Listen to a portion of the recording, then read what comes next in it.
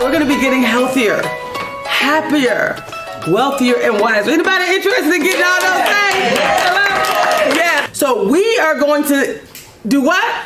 Get better. Thank you very much. Well, the circle breaks down the power dynamics, and we're sitting in a circle.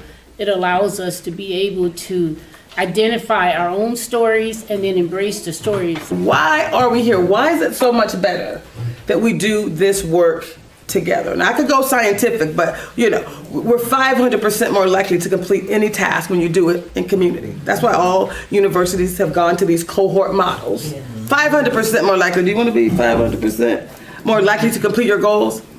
Of course we do. In order for the community to be healed, we first need to heal ourselves, and then we go forth into the world. One is that when you do healing and empowerment work together, you become aware of the shared experiences you have with other humans versus thinking it's only me. Getting stuck is often a result of only dealing with the above ground, visible action level and not the causative level. The visible level is the effect level. And so transformation is about also addressing the cause level. So hence the reason we can loop or stay stuck or be talking about it, have a plan. Together. For you, it might be, I want to improve my business. For you, it might be, I'm a newlywed and I want to make sure this relationship is optimized. For you, right, it might be about your child, right? For you, so we all are going to have different things that we want to get better, different ways we want to get better. We are afraid to share our stories, so we hold them on the inside of us, and we know that what we suppress, what we hold on the inside of us, it oppresses us and ultimately depresses us. And I always say soul work is slow work, and it takes a lot of time. Usually when we think about better, we think about horizontal, forward, linear progress. And so I would like to suggest that better has a new direction, which is upward. So that means elevation. Hello. That means elevation. That means upward. That means vertical. We're in the post-pandemic world. Everybody lost a little something. We've got 13-year-olds who are 11-year-old in their social skills and emotional development because they were in a silo for 2 years and were not interacting with their peers. The American way of life is killing us. We've got to get better at just living in our bodies. We've got to get better at managing our relationships. And we got to stop talking about back in the day, because we ain't back in the day. We got to start talking about today. We were just talking about what are some of the reasons that people get stuck. The next question, just so we're all on the same page, is going to be, how do you move out of being stuck into living powerfully? And third, some of the steps that you have taken, because we've all done it, to move to that next level. To 20% of a true change, only 20% of that is through information. 80% is through activation. So it has to be in us doing things differently and us showing up differently. So grief is one of the reasons why we get stuck. Social injustices, which cause people's lives to veer off the cliff because of systemic injustices on the basis of race and gender and poverty. So putting women back on their backs barefoot and pregnant, keeping other people on the other side of the Rio Grande, LGBTQ back in the closet. There's a lot of, right now you're having people who are fighting intentionally to push America back to 1955. But people get stuck because of that. Trauma from their childhood. So when you think about the neuroscience of the brain, and you think about positive psychology and performance science and cognitive behavioral psychology, it's like, how does it work? What can we do? So we all have self-command. We have the power to choose. It's decisions that determine our destiny. Regardless of what's happening around us, we get to decide how I'm going to perceive it. I believe that every situation will work out for my good. Every situation can be turned into a gift and an opportunity. That's positive intelligence. Do an assessment around what gets you stuck. It's those saboteurs, it's those voices in our head. But the fact that we get to choose differently.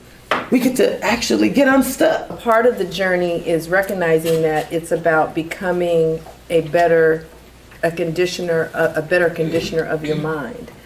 And that also means your thoughts. It's not an event. Right. It's an ongoing process, because conditioning, just like if you go to the gym, you go hard for 6 months, you stop for 6 weeks, you will regress.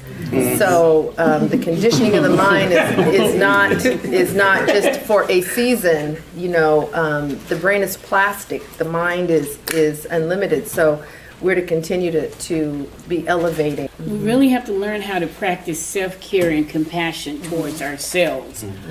And that actually gives us the strength. We're bombarded with so many things, and structural things, racism, and all the things as Dr. Braxton had alluded to.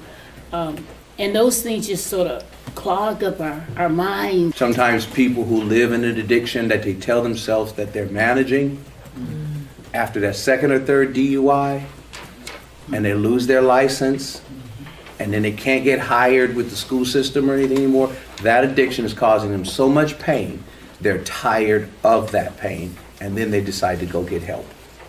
Or someone tells them the marriage is over if you don't go get help. So what helps us get unstuck is sometimes the staying where I am is just too painful. And sometimes the support in people in my life, their continued presence in my life is conditioned upon me moving off the dime. It's not always an epiphany. That's the beginning of getting unstuck, when we stop lying to ourselves. And we all do it. I've done it. And the more educated you are, the more powers and tools of rationalization. Right, exactly. Tell the The truth. truth shall make you free. Is it true or not? It is. That is the path to freedom, is truth. So we can't have a mixed PR campaign. On one hand, the Absolutely. truth hurts. Yes, sister, hold up. Is it hurting, or is it making you free? What is really causing the pain? That's what we want to begin to cut away. So It's not just something that you wave a wand and suddenly all is well. It's slow work, it's every day really paying that attention. And then to be willing to get help. You may want to get better. Are you ready to get better? You and I had a conversation just last Thursday, and it was like, let's be very clear.